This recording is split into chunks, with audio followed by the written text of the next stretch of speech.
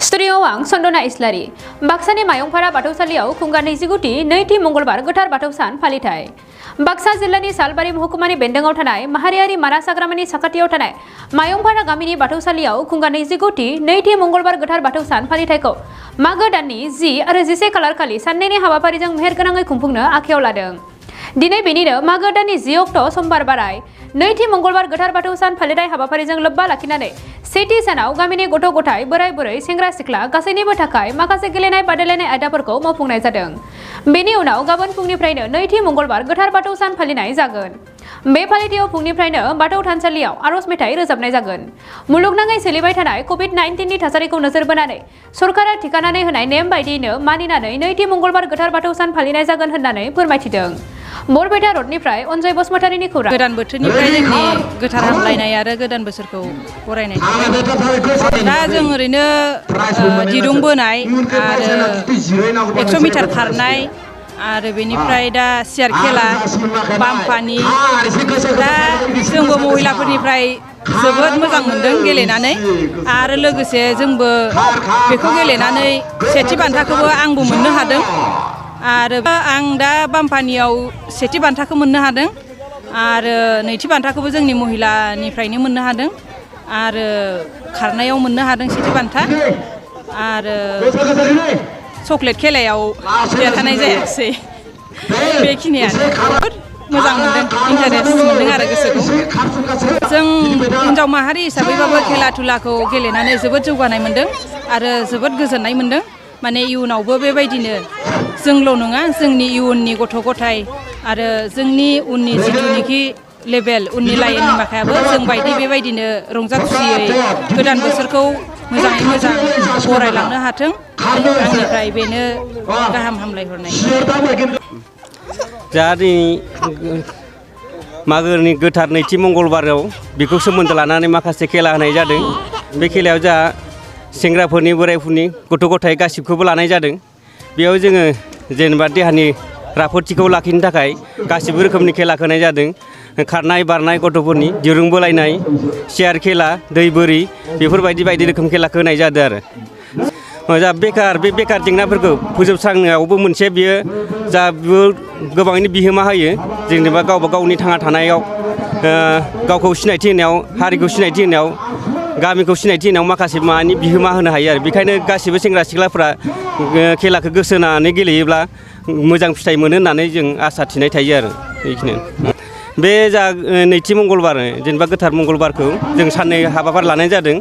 जा नै समबार आरो मंगलबार। समबार खालि जों गासिबो रोखोमनि खेला दुलाखौनो लानाय जादों आरो नैथि बाराव जोङो गासिबो रोखोमनि फोरबोनि मावनाय दांनाय, बावनाय थावनाय, फिथाइ सामथाइ जेनेबा मागो फोरबोनि नैथि मंगलबार बावनाय हाबाफारिखौ लानाय जादों आरो।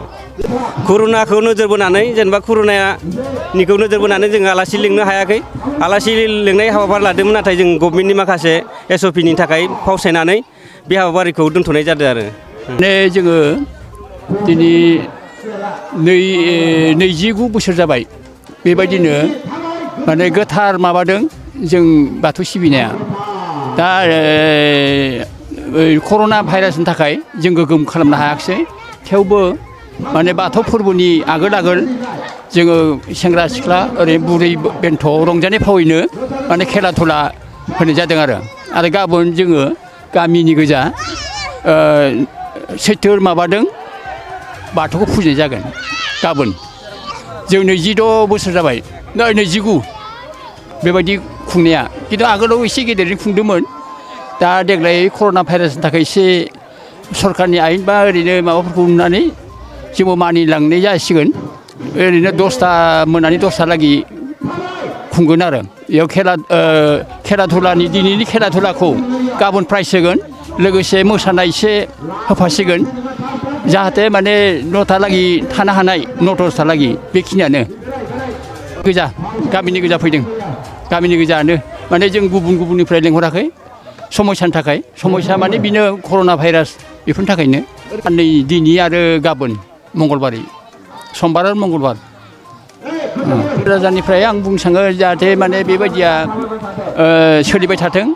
माने दिनै हयथ' हाल सालनि थाखाय जोङो फालिनाय थाया, बेखौ नेवसिनानैबाबो जों फुजिनायखौ गारा जों रायजो राजाजों ई खोथाखौ रायज्लायखादों आगोलाव मिथिङावनो माने फुजिथारगोन आरो खिन्थु जों अखानायजासे दोननो हाया बेखिनियानो माने नियमखौ जों भंग' खालामा 10तालागै जों फुजिथारगोन सेन्ट्रेल बाथौ बेयो जों सेन्ट्रेल बाथौ फोसाबनाय लानायनिफ्राय जोङो माने इयाव आजावखादों आरो आंनि जिबो आगोलाव जेथिया जोंनि बर' हारिनि धोरोमा माने लेथ्रा नेमफोरजों फालियोमोन बे उनाव गेदेमा जोंनि बर' रायजो राजानिफ्राय ओंखारनानै माने थार लामाखै थांनो हानाय माबोरैहाय मावबा जों जोंनि बाथौखौबो गोगोम खालामनो हागोन आरो गोथार खालामनो हागोन बेखौ नाजानानै माने फुल प्रसादजों खालामनाय जादों दा बेयाव जोंबो मदद दं आरो आंनि जेबो थाबायफायोमोन खिन्थु दाहालागि माबादों बेसे आवगायदों